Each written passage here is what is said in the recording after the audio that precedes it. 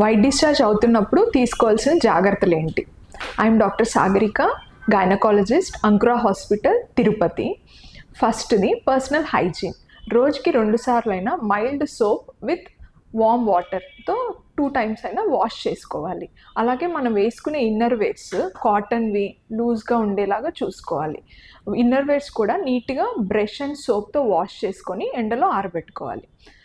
తీసుకోవాల్సిన food probiotic rich foods తీసుకోవడం వల్ల ఆ ఏరియాలో వెజైనల్ బ్యాక్టీరియా, అవసరమైన హెల్దీ బ్యాక్టీరియా పెరిగి అన్హెల్దీ బ్యాక్టీరియా అంటే ఇన్ఫెక్షన్స్ కాకుండా చేస్తుంది. ప్రోబయోటిక్ రిచ్ ఫుడ్స్ ఏంటి అంటే కర్డ్, బటర్ మిల్క్ ఇలాంటివి తీసుకోవాలి. అలాగే చేయకూడనివి ఏంటంటే ఆ ప్లేస్లో మన పౌడర్స్, సోప్స్, ఇంకా పర్ఫ్యూమ్స్ ఇలాంటివి వాడకూడదు. అలాగే మనము టైట్గా ఉండే ప్యాంట్స్, లెగ్గిన్స్, జీన్స్ ఇలాంటివి ఎక్కువసేపు వాడకుండా ఉంటే ఇన్ఫెక్షన్స్ రాకుండా ఉంటాయి.